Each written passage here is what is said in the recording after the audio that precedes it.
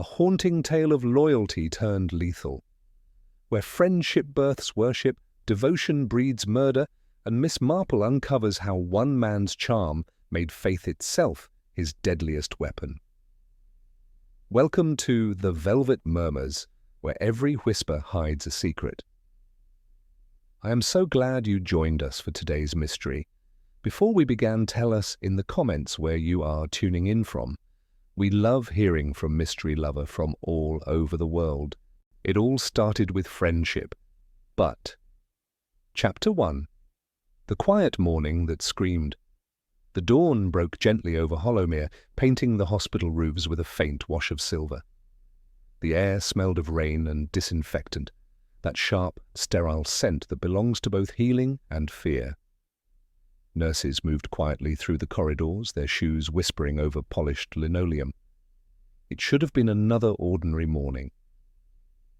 At precisely 7:30, 5 men walked through the main entrance. They did not hurry. Their pace was calm, deliberate, almost rehearsed. Each wore a neat jacket despite the warmth, and each carried something heavy beneath it. To the sleepy guard at reception, they looked like early visitors. Brothers, perhaps, or cousins come to see a patient. He nodded them through, without a question. Upstairs, the second-floor corridor lay bathed in a thin grey light. The fluorescent bulbs flickered half-heartedly. The air hummed with the distant throb of machinery. The men advanced in single file, boots falling in soft rhythm, 5 heartbeats of menace echoing against pale walls. Outside room 209 they stopped. A single glance passed between them, and then the world shattered. Gunfire burst like a thunderclap, the corridor filled with smoke and echoing screams. Metal crashed against glass, a tray clattered to the floor. For 10 breathless seconds the hospital became a battlefield. When the noise faded, only the smell of cordite remained. Inside room 209, Charles Mason, once the terror of Eastbridge's back streets, lay slumped across crisp white sheets, blood blooming across his gown like some terrible flower. His eyes stared at nothing, wide and glassy, as the morning sunlight crept timidly through the blinds. 4 of the men bolted, their footsteps hammered down the stairwell, vanishing into the noise of alarms. But the 5th, a tall figure in a grey coat, stood very still. He glanced once at the body, adjusted his cuffs, and turned away with the slow ease of a man leaving a church after prayer. His shoes clicked lightly against the tiles. He did not run, he strolled. Across the courtyard, in the modest suite reserved for senior nurses, Miss Marple was taking her tea. The tray before her steamed gently. A slice of buttered toast rested untouched. She had been telling Sister Adeline Brooks, her old friend and hostess, about the new rose cuttings in her St. Mary Mead garden when the first volley sounded. The teacup trembled in its saucer. Sister Adeline rose at once. "Good heavens, what was that?" Miss Marple's head tilted slightly. Her pale eyes narrowed, not in fear but in thought. "Gunfire, I believe," she said softly. A dreadful sound, yet curious. It came in bursts, precise, like punctuation marks. They hurried into the corridor. Panic had already begun to spread. Nurses running, patients crying, the clanging of alarms filling the air. But beneath the chaos, Miss Marple noticed the details others missed. The faint smell of gunpowder, the scattered petals from a crushed bouquet, and, from somewhere along the passage, the echo of calm, unhurried footsteps moving away. By the time they reached the second floor, orderlies were shouting instructions and a young constable was trying, rather vainly, to keep people back. Miss Marple's small figure, with her pale hat and folded hands, looked absurdly gentle amidst the uproar, yet her eyes missed nothing. "Room 209, someone cried. "He's dead. Mr. Mason's been shot." "Who is Mr. Mason?" Miss Marple asked quietly. The nurse beside her swallowed hard. "A patient under police guard, ma'am. Ex-gangster, they say. He was meant to be discharged today." Miss Marple's brows lifted slightly. How very punctual of fate. The police arrived within minutes, sirens slicing through the morning calm. Inspector Graves, large, red-faced and sweating beneath his hat, stormed up the stairs and took command. Miss Marple watched him with mild approval.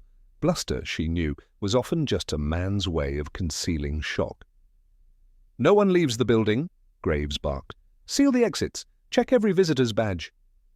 He glanced at the old lady standing serenely near the door. "Madam, this area is restricted." "I quite understand," Miss Marple replied pleasantly. "But since you'll soon be needing witnesses, it may save you trouble if I tell you what I saw." Graves blinked. "And what did you see?" "Nothing at all," she admitted, "which is sometimes rather more telling. I heard 5 pairs of feet arrive, but only 4 run away. The 5th moved differently, slowly, confidently almost." She paused, searching for the right word. "Satisfied." The inspector frowned. "You counted their steps?" "One learns to listen, Inspector," she said gently. "It's a useful habit when one's hearing is all one has left." For the first time that morning, Graves looked uncertain. Chapter 2. Whispers over Tea. Rain drizzled gently over Hollowmere that afternoon, soft as a sigh against the hospital windows. The world seemed quieter after the morning's violence, though the silence was the kind that follows shock rather than peace. The scent of disinfectant lingered in the air, mingling with damp earth and faint traces of fear. Miss Marple sat with Sister Adeline Brooks in a small room adjoining the chapel. The matron's hands trembled slightly as she poured tea, her starched cuffs stained by the morning's chaos. Miss Marple observed her friend with gentle sympathy. "You've had a dreadful morning, my dear," she said kindly, adjusting her shawl. "But you mustn't let it take root in your nerves. Evil things thrive when we let fear feed them." Sister Adeline gave a weak smile. "You make it sound almost botanical." "Everything is, in the end," Miss Marple replied, her blue eyes twinkling faintly. "Even wickedness grows from something, usually a seed of pride or pain." The matron sighed. "The police say it was a gang killing, a feud, they called it. But it's terrible, Jane, right here in our wards. Poor Mr. Mason, though I suppose he wasn't exactly poor, was he?" "Few are entirely one thing or the other," Miss Marple murmured. "Tell me, what sort of man was he?" Sister Adeline hesitated, then leaned forward, lowering her voice. "Rough, but there was something sad about him. He spoke kindly to the orderlies, asked after their families, never rude, never loud. Yet there was always a watchfulness in him, as if he trusted no one." "An expected habit," Miss Marple said thoughtfully. "Those who've betrayed often fear betrayal in return." Later that day, as police cordoned off the corridor, Miss Marple took a quiet walk through the hospital's lower wing. She had a peculiar way of seeming invisible, small, polite, and elderly enough that no one questioned her presence. Her sharp eyes moved from faces to gestures, reading unease like words on a page. At the reception desk, 2 nurses whispered in hurried tones. "They say it was Samuel Reed's men," one said nervously. "The one they used to call the preacher." "Reed?" the other frowned. "Wasn't he in prison?" Miss Marple paused, her interest sharpening. Samuel Reed, the name hung in the air like smoke. She noted it quietly, then turned the corner as if she hadn't heard a word. That evening, Hollowmere was draped in melancholy. Rain washed the pavements clean, and the street lamps outside shimmered like pale gold coins in puddles. Miss Marple sat by the window of Sister Adeline's cottage, knitting something delicate and pink, though her mind was miles away. Inspector Graves arrived just after supper, dripping wet and sour-tempered. "We've confirmed it," he declared, stomping mud off his boots. "The dead man's name was Charles Mason. He was a known figure in several extortion cases, spent years in and out of prison." "Ah," Miss Marple murmured, without looking up from her knitting. "And his friend, Mr. Reed?" Graves blinked. "You've heard already?" "One does keep one's ears open," she said mildly. "I believe the nurses are a far quicker news source than the papers."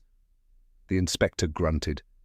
"Samuel Reed's still serving a life sentence up north, but their friendship's the stuff of legend. They were like brothers once. came from the same reform home, started small, ended monstrous. Miss Marple's needles clicked softly. It often begins that way, two boys against the world, bound by loyalty stronger than blood, until power arrives and one begins to feel the other has taken more than his share of it. Graves frowned. You speak as though you knew them. I've known the type, Miss Marple replied, glancing up. The kind who mistake admiration for equality, and equality for threat. Friendship can be the sweetest fruit, and the most poisonous when it turns. The inspector scratched his chin. You think Reed ordered the killing? I think, said Miss Marple, that if he did, it would not be because of crime. It would be because of something far more personal. Graves looked unconvinced. Revenge, then? Possibly, she said, setting her knitting aside. But revenge is never so simple. It's rarely about punishment. It's about remembrance. Some men cannot bear to be forgotten by the ones who betrayed them.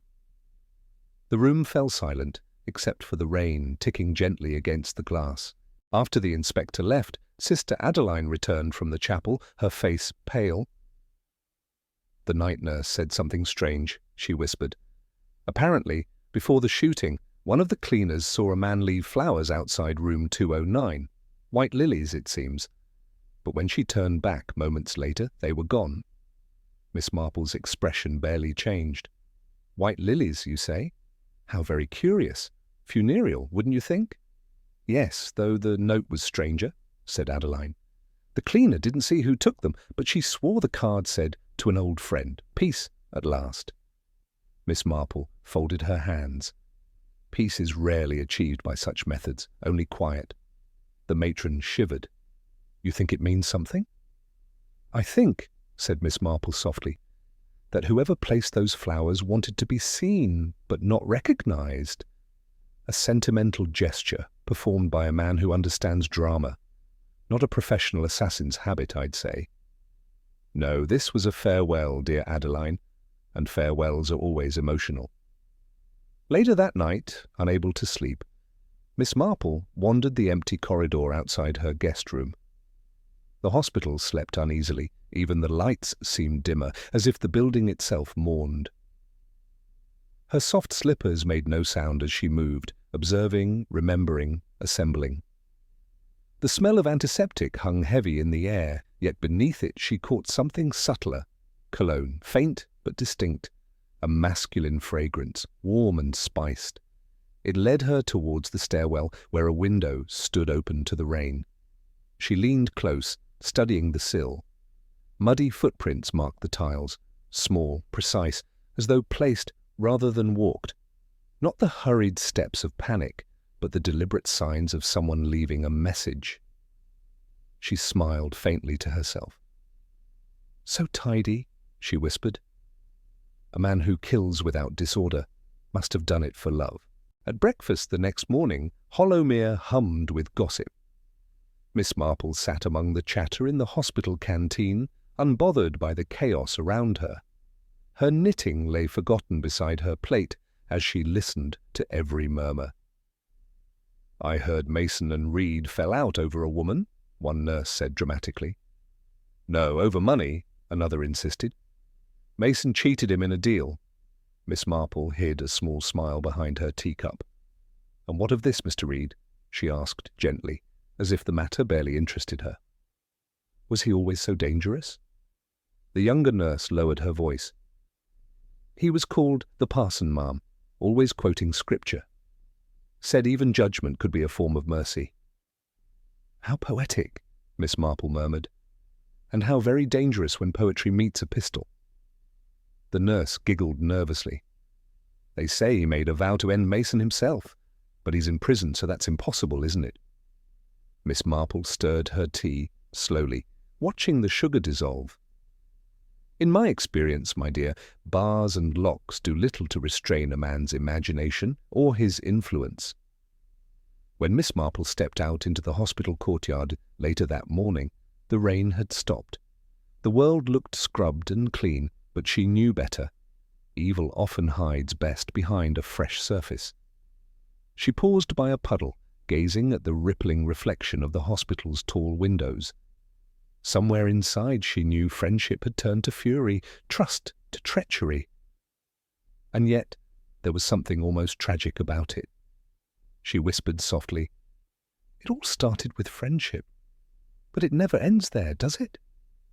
A nurse passing by glanced at her curiously, but Miss Marple only smiled, polite and distant, the perfect old lady on her morning walk, though her mind was already racing through the labyrinth of hearts that had turned murder into memory.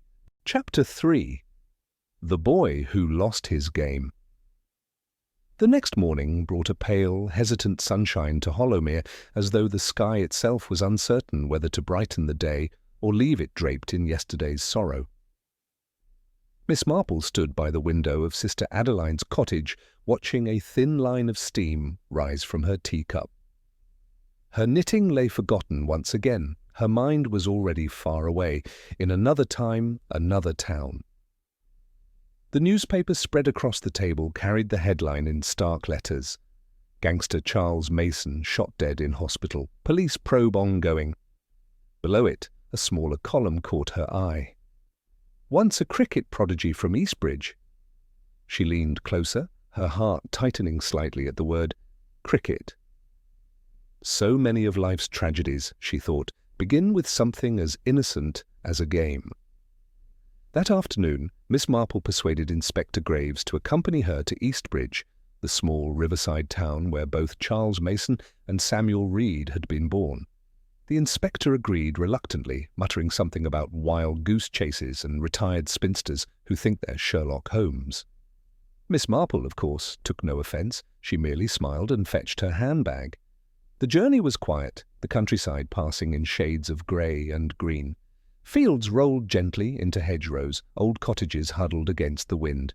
Eastbridge appeared suddenly at the turn of a lane, a sleepy town of stone houses and weather-worn signs. Nothing about it suggested violence, but Miss Marple knew better than to trust appearances. At the edge of the village green, she spotted a group of children playing cricket. The sound of leather striking willow echoed faintly across the fields, followed by a cheer. She stopped to watch, her eyes softening.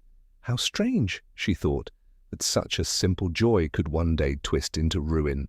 They found the old school easily enough, a square red-brick building with ivy creeping up its walls.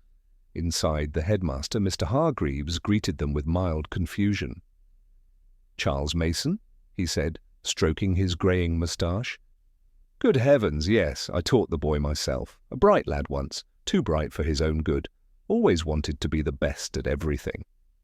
"And his friend, Samuel Reed?" Miss Marple asked gently. Mr. Hargreaves smiled faintly. "Ah, now there's a pair, as close as twins. You'd never see one without the other. If Charles was the fire, Samuel was the shadow, quiet, patient, clever, in a way that frightened you a little. He had an understanding of people even then. Did something happen between them?" Miss Marple's tone was soft, but her eyes were sharp. The headmaster hesitated. "It was during the inter-school cricket match. I remember it vividly. Charles was captain. He had the sort of charm boys mistake for leadership, but he was temperamental. Samuel was better with the bat, truth be told, and when the final over came, the master in charge told Samuel to take the strike instead of Charles. The boy sulked. You could see his pride bruised even before the ball was bowled. He sighed, his gaze drifting to the dusty trophy cabinet near the door. Samuel hit the winning run. The crowd cheered his name. Charles threw down his bat and walked off the pitch. The friendship cracked that day. Small things, Miss Marple. It's always small things that break hearts." Miss Marple nodded slowly, her lips pressed tight. "Yes," she murmured. "And pride has such an unpleasant way of dressing itself as dignity." As they left the school, Inspector Graves muttered, "All this over a cricket match? You can't be serious." "Oh, quite," said Miss Marple serenely. "You see, Inspector, humiliation is rarely measured by size. To a proud heart, even a small bruise can feel like a wound, especially when inflicted by someone they loved." They strolled along the green. An elderly man sweeping outside the post office looked up as they passed. "You're asking about young Mason and Reed, are you?" he called. "Knew their families well, I did. Poor Mason lad, his father was a drinker, hard with his hands. Reed's family, though, they were chapel folk. Samuel's mother played the organ every Sunday. Fine woman, strict as winter frost." Miss Marple approached politely. "And the boys themselves?" "Thick as thieves till that match," the man said, nodding. "After that they were never right again. There was a fight one evening near the railway yard. Nasty business. The Reed boy ended up in hospital. The Mason lad ran off for a spell. They said he came back meaner. Eyes like iron they were." "Thank you," Miss Marple said warmly. "You've been most helpful." The man smiled shyly. "Funny thing, though, when Samuel got out of hospital, he forgave him, or said he did, still visited Charles's mother, always polite, always kind, but you could tell it weren't kindness, it were waiting." Miss Marple's gaze lingered on him for a moment longer. "Yes," she said softly. "Waiting is a very British form of revenge." By the time they returned to Hollowmere that evening, dusk had fallen. The hospital lights glowed faintly in the mist, reflections shimmering like lost souls on the wet pavement. Sister Adeline met them at the door, her face drawn. "Jane," she whispered, "you should see this. It was left on my desk not an hour ago." She handed Miss Marple a small, damp envelope. Inside was a folded note. No signature, no address. Only a single line written in careful, deliberate script. "We began as brothers. He ended it as a coward." Miss Marple read the words twice before speaking. "Handwriting of a steady man," she murmured. "And that choice of phrasing, ended it. Not killed, not betrayed. That's how sentimentalists speak, Inspector. Or poets. Or perhaps old friends." Graves rubbed his temples. "You think Reed sent this?" "Or someone who believes he speaks for him," Miss Marple replied calmly. "A man imprisoned can still have long arms if loyalty remains alive outside his walls." The inspector sighed. "You make it sound like a Shakespeare play." Miss Marple smiled faintly. "Oh, most tragedies are. Only the setting changes." Later that night, as rain pattered gently against the window, Miss Marple sat awake with her notebook. Her handwriting was small, precise and patient, each word a thread in the growing tapestry of understanding. Charles Mason, pride, humiliation, guilt. Samuel Reed, patience, loyalty, revenge. Lily's message, not offering. The fifth man, personal motive. She paused, tapping her pen thoughtfully. Friendship, she knew, could be more binding than marriage, more consuming than love. When it soured, it turned not to hatred, but to obsession. Somewhere in this tragedy, she felt the ghost of affection still breathing, the need not just to destroy, but to be remembered. She closed her notebook gently and whispered to the dark. "It all started with friendship. But friendship, when wounded, bleeds far longer than hate."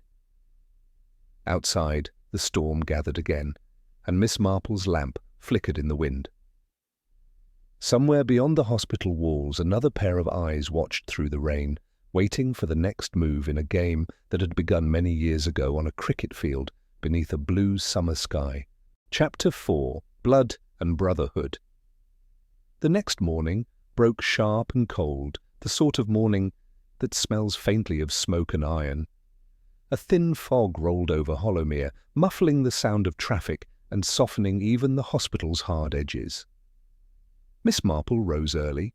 She had the air of someone with much to think about and little patience for delay. The death of Charles Mason had already left ripples spreading far beyond the hospital walls. She could feel them in every whispered corridor, every guarded look exchanged between policemen and staff.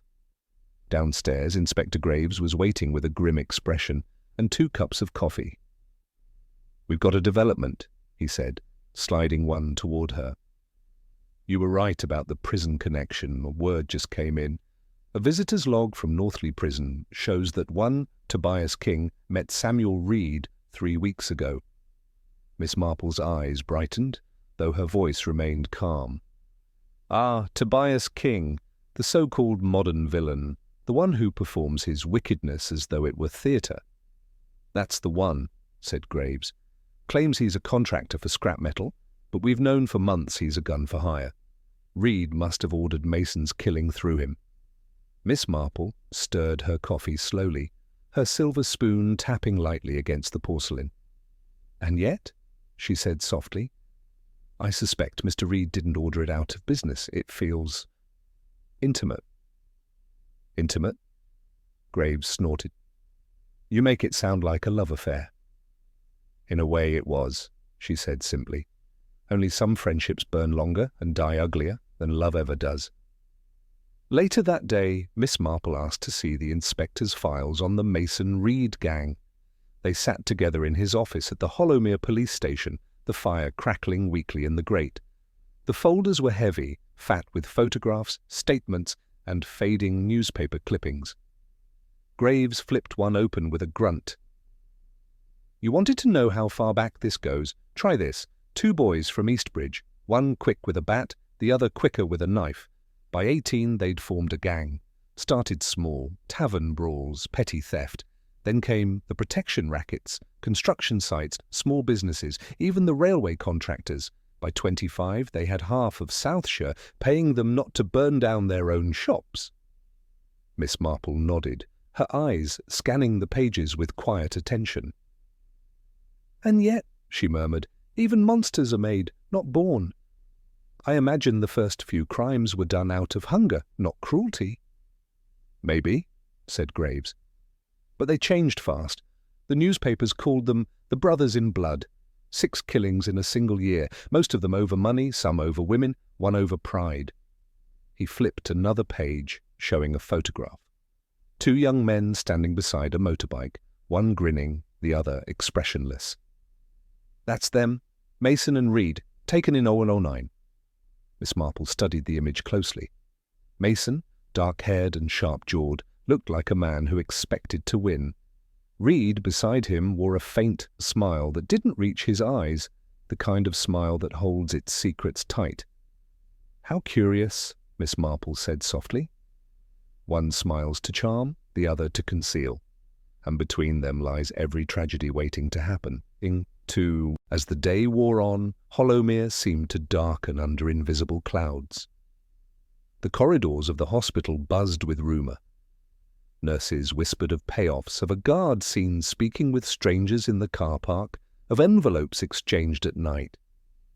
Miss Marple, small and inconspicuous as ever, drifted through it all like a wisp of smoke. Her eyes took in every nervous glance, every too hasty denial. She moved with quiet purpose, pausing to greet an orderly here, a cleaner there, gathering fragments of truth the way a bird gathers twigs. By mid-afternoon, she had learned 3 important things. Tobias King had visited the hospital 2 days before the murder, posing as an equipment supplier. A nurse named Mary Fletcher had been reassigned unexpectedly to the surgical ward that same morning, by an order that no one remembered issuing. The door lock of room 209 had been repaired a week before the shooting by a maintenance worker who'd since vanished. Each fact alone was harmless. Together they formed a shape, faint, incomplete, but unmistakably deliberate. Miss Marple found Inspector Graves in the courtyard, lighting his pipe under the shelter of an umbrella. "It's a curious thing, Inspector," she said mildly. "How corruption is rather like mildew. It spreads in silence, and no one notices until the stench sets in." He gave her a puzzled look. "Meaning what exactly?" "Meaning," she said, "that your hospital has been rotting from within for quite some time. This murder merely exposed the smell." That evening, over supper, Sister Adeline looked weary. "You've been at it all day, Jane," she sighed. "Don't you ever tire of these dreadful puzzles?" "Oh, I do," Miss Marple said gently, slicing her bread with care. "But the dreadful puzzles, my dear, are what teach us how ordinary the dreadful can be." Adeline shook her head. "You sound almost fond of it." Miss Marple smiled faintly. "Not fond, familiar. Evil, when stripped of its drama, is usually quite dull. Pride, jealousy, wounded vanity, the same old weeds in a new garden." After dinner, she sat by the fire, knitting slowly as the flames whispered. Her mind moved far faster than her fingers. She could see it now, 2 boys, brothers in all but blood, conquering their small world together. Charles, impulsive, charming, adored. Samuel, quiet, calculating, loyal to a fault. They had built their empire like children building castles in sand, only to destroy it themselves when one wave of pride washed over. When the law finally caught them, Samuel had taken the heavier punishment. He'd been found guilty of the murders that Charles had ordered but never executed. That imbalance, Miss Marple knew, had festered like a wound. The seed of hatred had been planted long ago, watered by humiliation, fertilized by memory. She put down her knitting and looked into the fire. He didn't want him dead, she whispered to herself. He wanted him forgotten. The next day brought confirmation of her fears. A constable arrived breathless with a telegram. Tobias King, located, arrested in London. Graves rushed to tell her the news. "We got him, Miss Marple. Found him in a Soho flat. Tried to run, nearly shot a sergeant in the leg, but we've got him talking." "Ah," said Miss Marple, folding her hands neatly. "And what has Mr. King said?" "That Reed gave the order from prison," Graves said. "Said it was about money Mason owed him. Claimed he didn't know the details." Miss Marple's brows lifted ever so slightly. "Money is a convenient lie, Inspector. It absolves the conscience. But revenge has poetry in it, and men rarely confess to poetry." Graves stared at her. "You're saying King's lying?" "Oh, no," she said softly. "He's performing. He always was. Men like Tobias King don't lie to hide the truth. They lie to be admired for it." That night, Hollowmere slept fitfully beneath a swollen moon. Miss Marple, sitting at her window, watched fog drift through the garden like pale smoke. She thought of the 5th man, the one who had walked away with such calm certainty. A man who killed without running because he believed justice had already been done. She closed her notebook, her mind already turning toward the next question. How did Samuel Reed, locked behind bars, arrange every step so perfectly? Somewhere in the distance, a church bell tolled midnight. The sound lingered long after the air had fallen silent, deep and mournful. Miss Marple whispered to the empty room. It all started with friendship, and ends now in faith. Faith twisted into vengeance. She rose, drew the curtains, and set her lamp low. Tomorrow she would speak to someone at Northleigh Prison. She had a feeling that the truth was not locked inside those walls, but walking freely through Hollowmere disguised as loyalty. Chapter 5. Tobias King's Reign. The morning after Tobias King's arrest dawned with a wind that rattled the windows of Hollowmere Police Station and whistled through its chimney flues like a restless ghost. Inside, the corridors smelled of tobacco, wet coats, and nervousness. Constables moved briskly, boots squeaking on linoleum, voices low. The air itself seemed to hold its breath. Miss Marple arrived precisely at 9:30, small and neat as a silver pin in her dove grey coat. Inspector Graves met her at the door, hat tilted back, expression grim. "You're just in time, Miss Marple," he said. "They've brought him in. I'll warn you, he's not what you'd call ordinary." "No truly wicked man ever is," she replied pleasantly. "Ordinary people commit small cruelties. The extraordinary ones prefer an audience." Graves frowned. "You talk as if he were on stage." "Oh, but he is," she said softly.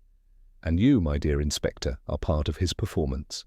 Tobias King was waiting in the interrogation room, a narrow space with a single bulb that hummed faintly above the table. He was tall, well-built, and handsome in a way that owed more to vanity than nature. Hair slicked back, a trimmed goatee, and rings that glittered against his tattooed fingers. Despite his arrest, he wore a crisp white shirt as if expecting cameras. When Miss Marple entered, his eyebrows rose. "Who's the grandmother?" he asked with a smirk. "Brought to bless me, Inspector?" She smiled mildly. "Good morning, Mr. King.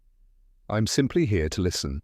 I find men often speak more truth when they think no one important is listening." He laughed, a sharp, amused sound. "And which are you, unimportant or dangerous?" "Both, I hope," she replied. The smirk faltered for a second. Then he leaned back in his chair, eyes glinting. "You know, Miss— what did he call you, Marple? People think I'm a killer, but I'm an artist. Precision timing spectacle. You don't plan a job like Hollowmere with panic. You choreograph it." "Yes," she said quietly. One could see the rhythm in it. 10 seconds of noise, 4 men running, 1 walking away. "You rehearsed it, didn't you? Only theatre gives such perfect timing." He tilted his head, impressed, despite himself. "You watched the footage?" "No," she said. "I listened. And I imagine you listened too, to Mr. Reed's instructions." The smile froze. For the first time, Tobias King looked uncertain. "I don't take orders from anyone," he said too quickly. "Of course not," Miss Marple murmured. "Men like you never take orders. You take inspiration." Graves hid a grin behind his moustache. Miss Marple continued softly, almost kindly. "You admired him, didn't you? Samuel Reed. The man who built an empire from a cell. He made you feel significant."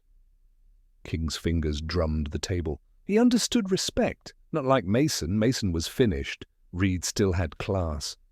"Ah," Miss Marple said, folding her hands. "And you wanted to please him." King leaned forward, voice low and heated. "I wanted the world to see what loyalty looks like." "Loyalty," she repeated gently, "is a lovely word for obedience." His jaw tightened. "You think you know everything, old woman?" "Not everything," she said, meeting his gaze. "Only enough to see that you are proud of a murder that wasn't yours." After an hour, Tobias grew restless. His arrogance returned in waves, covering the cracks Miss Marple had made. He bragged about cars, money, his followers online. "They love me," he said. "Half of them copy the way I dress, the rest copy the way I talk." Miss Marple regarded him as one might a spoiled child showing off bruises. "It must be exhausting," she said, "living as a photograph of yourself." He stared at her, puzzled. She smiled faintly. "When the camera's gone, dear boy, do you still recognize the face?" For a fleeting moment, the performance faltered. He looked suddenly younger, uncertain, almost lost. Then the swagger returned, harder than before. Graves ended the interview shortly after. When Tobias was led away, he tossed Miss Marple a grin. "You're wasted on knitting, lady. You should write scripts." "I prefer endings with justice," she said, rising. "They're harder to write." The quiet conversation. Back in the office, Graves poured himself a whiskey. "You rattled him," he said, handing her a glass of water instead. "But what good will it do? He'll never testify against Reed." "Perhaps not," Miss Marple said, sipping slowly. "But he revealed something far more valuable. He spoke of respect, not payment. Mr. Reed doesn't buy loyalty, he breeds it. That's much more dangerous." "You think Reed's running things from prison?" "Oh, I'm quite sure of it," she replied. "And if we wish to catch him, we must look not inside the prison, but at the hearts he's already captured outside it." Graves frowned. "Meaning?" "Meaning," she said softly. "Someone here in Hollowmere still answers to him." That afternoon, Miss Marple returned to the hospital. The police tape hung limply across the door of room 209. Inside, the air had turned stale. The bullet holes had been patched, the sheets removed, but the room still felt occupied, by memory, if not by men.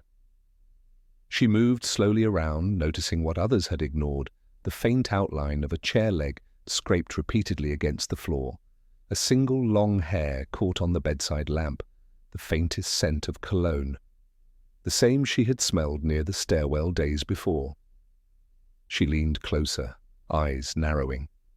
"So," she whispered, "our fifth man wore Tobias King's perfume, but not his confidence.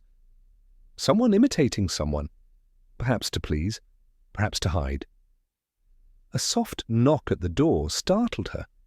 It was Mary Fletcher, the young nurse she'd heard about. Pale and nervous, Mary looked as though she might faint if spoken to sharply. "Miss Marple," she stammered. "Inspector Graves said you might want to ask me something." "Yes, dear," Miss Marple said kindly. "About your reassignment that morning." Mary nodded, twisting her hands. "It came by written order, matron's signature, but she swears she never signed it. I was moved to Ward C just before the shooting." "So the path was clear," Miss Marple murmured. No nurse to witness who entered. Mary's eyes filled with tears. "I think someone knew my routine. My tea break, my rounds, everything." Miss Marple placed a gentle hand on her shoulder. "Don't blame yourself, my dear. Goodness rarely suspects evil until it's standing beside it." That night, back at Sister Adeline's cottage, Miss Marple sat by the fire with a small stack of notes spread before her. The pattern was clearer now. Reed, master of quiet control, speaking through devotion rather than fear. King, the self-proclaimed disciple, addicted to admiration. The fifth man, obedient, unseen, guided by faith, twisted into vengeance. Sister Adeline entered softly, carrying 2 cups of cocoa. "You'll make yourself ill with all this thinking," she said. Miss Marple smiled. "Oh, nonsense! Thought is the only tonic that never sours." Adeline sat opposite her. "Do you truly believe this Samuel Reed planned it all?" "I believe," said Miss Marple, "that he merely lit the match. The flame spread because others wished to be warmed by it." She folded her notes carefully. "Tomorrow, Inspector Graves must write to Northleigh Prison. I wish to meet Mr. Reed. There are questions only friendship can answer." Outside, the wind howled through the trees, rattling the windows like skeletal fingers. The firelight trembled across Miss Marple's calm face. "Friendship built this empire," she whispered, almost to herself, "and only friendship, corrupted and cruel, could have brought it down." Chapter 6. The Hospital of Shadows. The following morning carried a dim and melancholy light. The sky hung low over Northleigh Prison, the kind of grey that pressed upon one's thoughts. The heavy gates loomed ahead, their iron bars streaked with rust like old blood. Miss Marple stood before them, small and self-contained in her pale coat, as though the rain itself dared not touch her. Inspector Graves walked beside her, collar turned up against the wind. "I can't imagine what good this will do," he grumbled. "Reed's a manipulator. He'll charm you if you let him." Miss Marple smiled faintly. "Charm is a dangerous word, Inspector. It so often hides decay. I assure you, I've met its many varieties." The gates creaked open with a sound like a groan. Inside, the air was colder, stale and metallic, a place where voices went to die. They were led down long corridors lined with steel doors. Each footstep echoed like a whisper of guilt. When they reached the visiting room, the guard nodded stiffly. 5 minutes only?" Miss Marple inclined her head. 5 minutes is quite enough for the truth, if one listens properly. Samuel Reed sat behind a pane of scratched glass, his hands folded neatly on the table before him. He was older than the photographs suggested, hair greying at the temples, eyes the colour of smoke. Yet there was something unsettlingly alive about him, an alertness that seemed to vibrate beneath the calm exterior. When Miss Marple entered, he smiled, slow, polite, and deliberate. "Ah," he said softly, voice smooth as silk. "So you're the lady who's been asking about me?" "I am," Miss Marple replied evenly, taking her seat, "though I suspect you've been expecting someone to do so." He chuckled under his breath. "Curiosity is the only loyal servant left in this world." Miss Marple folded her gloved hands. "Curiosity, perhaps, but I prefer truth. It doesn't flatter, and it never performs." His eyes glinted with amusement. "You speak like a teacher." "I was," she said lightly, "until I learned that human nature is the only curriculum one never finishes." For a moment, they simply looked at each other. Two minds circling like polite duelists, each recognizing the other's weapon. "You've come about poor Charles?" Reed said eventually. Tragic business, though perhaps it was time he'd grown careless. Careless men seldom inspire such precision, Miss Marple said softly. Whoever planned his death had the patience of an artist. Reed's smile deepened. You flatter me. Do I? She asked, her voice mild. I hadn't named you. He laughed quietly, a low, warm sound. You see too much, Miss Marple. Only what others choose to show, she said. I notice you refer to him as poor Charles, not my friend. Was there affection once? Reed's fingers twitched, the only betrayal of emotion. Once, he said after a pause. We began with nothing but dreams, and dreams combine men stronger than blood. But then he changed. Success makes men forget who held the ladder. And you reminded him? I taught him, Reed said calmly, that loyalty has a cost. Miss Marple tilted her head. A costly lesson when paid in blood. His eyes narrowed. You think I gave the order? I think, she said, you gave permission. The difference is moral, not practical. For a long moment Reed was silent. Then softly, do you know why I like you, Miss Marple? I wasn't aware you did. Because you don't condemn. You understand that the world is built on betrayal. Marriages, friendships, governments, all the same. Only the brave admit it. Or the guilty, she said, her tone still gentle. The faintest smile curved his lips. We're all guilty of something. When their time ended, the guard tapped the glass sharply. Reed didn't move. He looked at her with an expression that might have been regret or triumph. Tell Graves, he said softly, that loyalty outlives punishment, and tell him to stop digging under Hollowmere. Some roots, if disturbed, bring the whole house down. Miss Marple rose slowly. You speak like a gardener, Mr. Reed. I am, he murmured. I plant men where they grow best. As she walked away, she felt his eyes on her back, cold and heavy as winter rain. By afternoon, Miss Marple was back in Hollowmere. The hospital seemed quieter than before, though the stillness felt false, as though every wall was listening. She walked its corridors thoughtfully, her small steps echoing faintly. A nurse passed her hurriedly, eyes averted.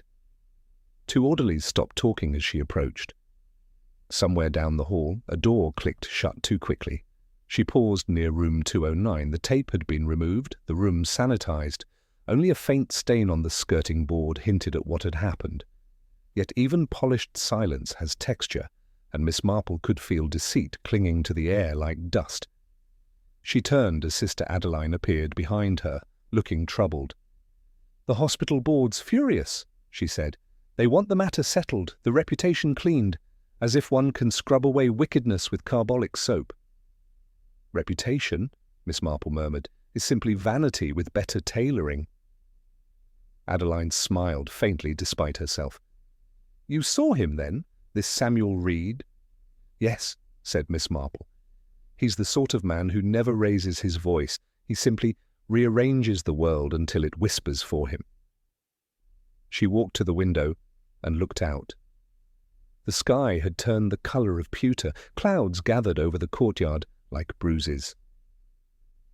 This hospital, she said softly, is full of whispers too. Men like Reed thrive on them. He's planted something here. Influence, fear, or gratitude. Whatever it is, it's taken root. That evening, Inspector Graves called a short briefing. They had traced one of Tobias King's payments to a Hollowmere account, registered under a false name, but connected to the hospital's own maintenance department. Miss Marple listened quietly, eyes half closed. And who, she asked, handled the repairs in room 209? Graves looked at his notes. A man named Peter Holloway. Left the job 2 days before the murder. No address, no family. Not quite true, Miss Marple murmured. He has a connection, not of blood, but of devotion. Graves frowned. How do you mean? She smiled thinly. Mr. Holloway once worked as an orderly at Northleigh Prison, and in the cell block where Samuel Reed resided. The room fell silent. Even the clock seemed to hesitate. Graves swore softly under his breath. "You think Reed got to him?" "I think," said Miss Marple, "Reed never needed to. Loyalty doesn't always require orders, it requires belief."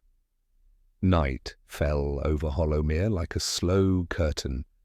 The hospital windows glowed faintly through the mist, squares of dim light against the darkness. Miss Marple stood at her own window, watching. Somewhere in that building, she thought, were people who believed they were serving justice. Men and women who could no longer tell the difference between devotion and corruption. She clasped her hands together, eyes thoughtful, expression grave.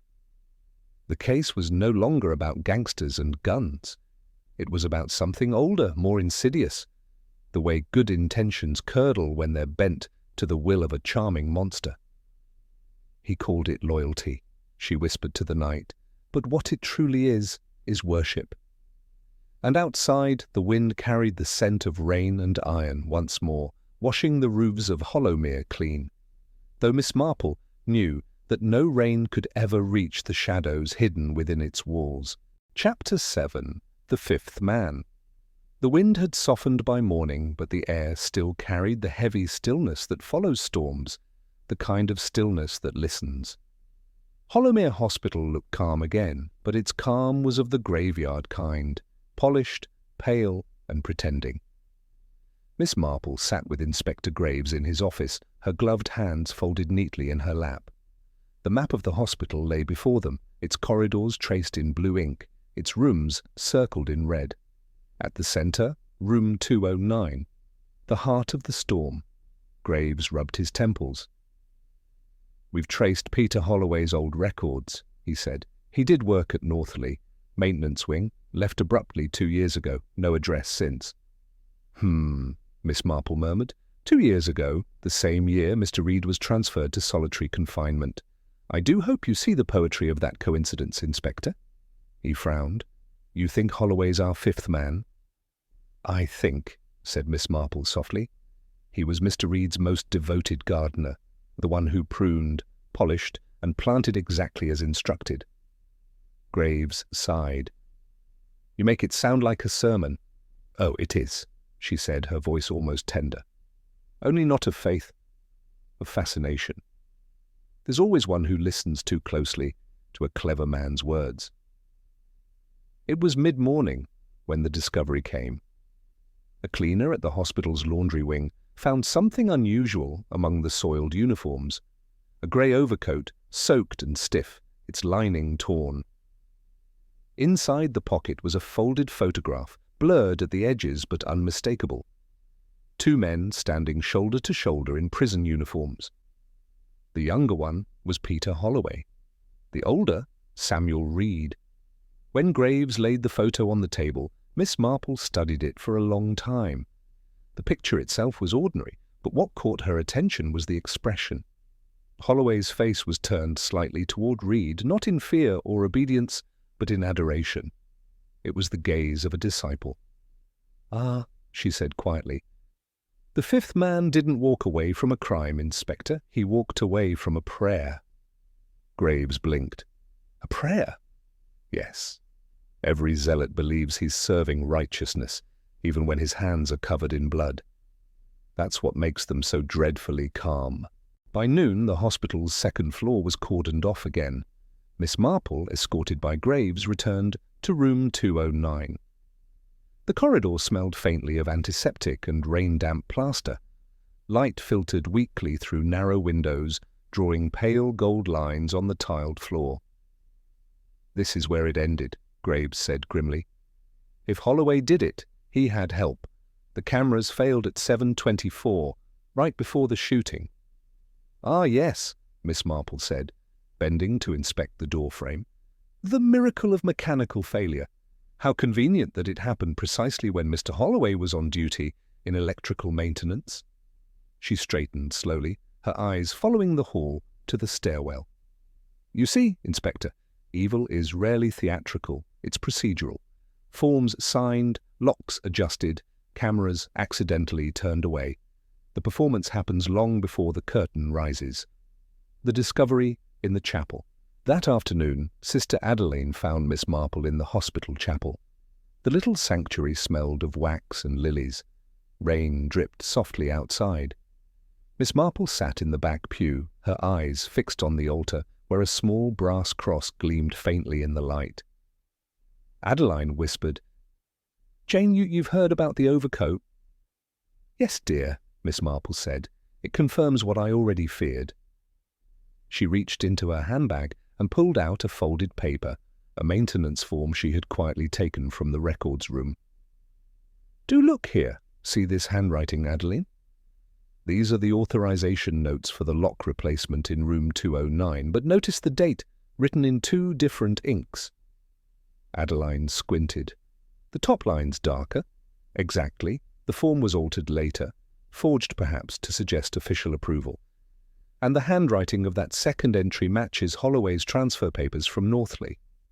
Adeline shivered. "So he forged his own orders?" "Yes. At Reed's suggestion, I dare say. Men like Holloway crave direction. Reed merely gave him divine purpose, a holy task, as it were. That night, a nurse named Alice Drew came to Miss Marple's quarters in secret. Her face was pale, her hands trembling. "I shouldn't be here," she whispered. "But I can't sleep. I saw him that morning. The man in grey." "Peter Holloway?" Alice nodded. "He wasn't like the others. He didn't shout. He didn't even look angry. When the shots started, he just stood there, still as a statue. I saw him look down at Mr. Mason. And then he smiled.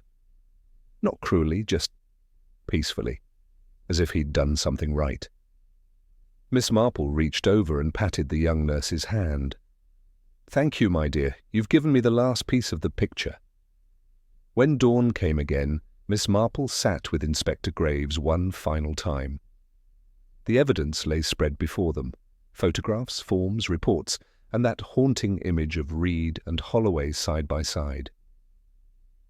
"It's all quite simple, Inspector," she began calmly. "Samuel Reed orchestrated the murder through loyalty, not orders. Holloway, his former prison attendant, was the perfect vessel, a lonely man who mistook admiration for purpose. When Reed was transferred to solitary, Holloway felt abandoned, so Reed promised him redemption, one final task, to free his friend Charles Mason, as he called it, from corruption and betrayal." Graves frowned. "Free him? By killing him?" "Indeed," Miss Marple said softly. "To Reed it wasn't murder, it was ritual cleansing, and Holloway believed every word." She glanced at the photo again. "That's why he smiled. To him, he'd done holy work, punished a sinner, fulfilled a promise, earned his master's blessing." Graves exhaled slowly. "Dear God, you mean this was never a gang war?" "No," Miss Marple said, folding her hands. "It was an act of devotion, a sermon with bullets. By afternoon, the police tracked Holloway to an abandoned boathouse by the river. When they broke in, he was already dead, a single gunshot wound to the chest. On the table beside him lay a small Bible, its pages stained with water and blood. Inside, a handwritten note. He forgave me, and now I'll see him again." Graves stood over the body, pale with exhaustion. Miss Marple entered quietly, her expression unreadable. She looked down at the scene, then whispered, "Forgiveness is a mercy some men never deserve, yet those who crave it most are often the ones denied it longest." Graves shook his head. "So that's it, then? Reed wins." Miss Marple gave a small, sad smile. "No, Inspector, he's already lost. The moment he made another man bear his guilt, he buried himself deeper than any prison ever could." That evening the rain returned. Hollowmere shimmered beneath lamplight, its puddles reflecting the yellow glow of windows like scattered coins on dark water. Miss Marple sat by the fire at Sister Adeline's cottage, knitting quietly once more. The flames flickered, shadows swaying against the walls. Adeline spoke softly from her chair. "It's over now, isn't it?" Miss Marple's eyes lifted from her knitting. "The shooting, yes. But the sickness, dear, lingers. The kind that begins with loyalty and ends with obedience. It will surface again, in other hearts, other homes. She smiled faintly, her needles clicking in gentle rhythm. "It all started with friendship," she murmured. "But it always ends with faith misplaced." Outside, the church bells of Hollowmere tolled across the mist, slow and mournful, as if the whole town was saying its prayers for the living and for the damned. Chapter 8. A smile. Too calm, the day dawned bright but brittle, a deceptive kind of beauty after so many grey ones. The rain had washed Hollowmere clean, yet the air still smelled faintly of sorrow. Miss Marple stood by the window of Sister Adeline's cottage, watching a pair of crows circle the steeple. The world, it seemed, had already moved on. Newspapers called the case a hospital murder linked to old gang feuds. But Miss Marple knew better. The truth was quieter, older, and infinitely sadder. When Inspector Graves arrived, he looked drawn and weary. "Northleigh Prison has agreed," he said. "You can see Reed again, though heaven knows why you'd want to." Miss Marple smiled faintly. "Because evil, Inspector, is like ivy. If one doesn't trace it to its root, it grows back prettier than before." The prison gates clanged behind them with a hollow finality. Inside, the corridors smelled of damp wool and iron. The same guard led her to the visiting room, though this time he seemed less curious, more afraid. Samuel Reed was waiting, the same calm posture, the same faintly polite smile. Only his eyes had changed, colder now, glittering with something sharp and defensive. "Miss Marple," he said softly, as though greeting a friend, "how kind of you to visit again. I read about poor Peter Holloway. Tragic." Miss Marple took her seat without hurry. "Tragic, yes, but tragedy, Mr. Reed, is merely murder that took the long road." He raised an eyebrow. "You think me responsible?" "I think you enjoyed being admired," she said gently. "And that you taught a lonely man to confuse devotion with purpose. You didn't order him, you cultivated him. It's far crueler." Reed's fingers tightened around his cup. "You make it sound like witchcraft." "Oh, hardly," Miss Marple replied. "Merely the oldest form of power, influence. You offered him meaning in exchange for obedience. You told him that loyalty was holiness, and then you watched him die for it."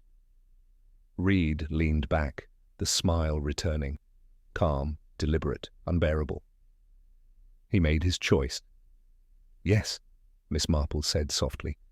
"So did you, only your choice was made long ago, the day you turned friendship into worship. That's what destroyed Charles Mason and now Peter Holloway. Not guns, not hatred. You, the priest who forgot which God he served." For the first time the smile wavered. His lips parted slightly as though to reply, but no sound came. The guard's footsteps echoed faintly behind the door. Time itself seemed to hesitate. Miss Marple leaned forward, her voice calm but cutting. "Do you know what I noticed most about the crime, Mr. Reed? Not the bullets, not the blood, it was the quiet. After the noise ended, there was peace, the peace of a completed ritual. Holloway didn't run because he thought he'd done good. That, I believe, was your gift to him, the illusion of righteousness." Reed's hands trembled. "You speak of faith," he whispered. "You have yours, I had mine." "Yes," she said, rising, "but mine saves people, yours destroys them." The silence that followed was deep and suffocating. Reed stared at her, his face pale beneath the harsh light. Then, very slowly, he smiled again. That same dreadful, calm smile. "Do you know the difference between us, Miss Marple?" he said. "You believe people can be mended. I know they can't." She looked at him with gentle pity. "Then I suppose we are both prisoners, Mr. Reed, only my bars are made of hope." Outside, the afternoon was astonishingly clear. The prison walls rose stark and high against a sky as blue as polished glass. Miss Marple stood for a moment on the gravel path, breathing the sharp air. Behind her the gates closed again, not with menace this time, but with weary finality. Inspector Graves joined her, hat pulled low. "Well?" he asked. "Did you get what you came for?" Miss Marple smiled faintly, her expression distant. Yes, Inspector, I saw what becomes of friendship when pride rots its roots. It begins with warmth, grows into trust, and ends in worship. And worship, when directed at a man instead of goodness, breeds monsters. Graves exhaled slowly. You really think he feels nothing? Oh, he feels, she said. But not remorse, only satisfaction. The satisfaction of a man who believes his sins are someone else's obedience. That smile of his, Inspector. It wasn't arrogance, it was relief. Graves frowned. Relief? Yes, Miss Marple murmured. Because men like Reed are never happier than when someone else carries the weight of their guilt. Poor Holloway did it gladly, and now the silence suits him. That evening, back in Hollowmere, the bells of St. Mary's rang across the valley. The hospital stood quiet again, its corridors washed, its rooms rearranged, as if the past could be tidied away. Miss Marple sat in the garden, her shawl drawn close around her shoulders. Sister Adeline brought her tea, setting it carefully beside her. "Will there ever be peace, Jane?" she asked softly. Miss Marple's gaze drifted toward the far horizon, where the mist turned gold in the dying light. "Peace," she said, "is not the absence of evil, my dear, only the courage to look at it without blinking." A long pause followed. The kettle hissed faintly in the kitchen. Somewhere nearby a child's laughter echoed, bright and fleeting. Miss Marple smiled, though her eyes were full of quiet sorrow. "It all started with friendship," she whispered, "but it ended with worship, and the kind of silence no prayer can break." The church bells tolled once more, soft and distant, as the evening swallowed Hollowmere whole. And Miss Marple, small and still beneath the twilight, closed her notebook at last. Knowing the case was over, but the lesson would live far longer than the crime.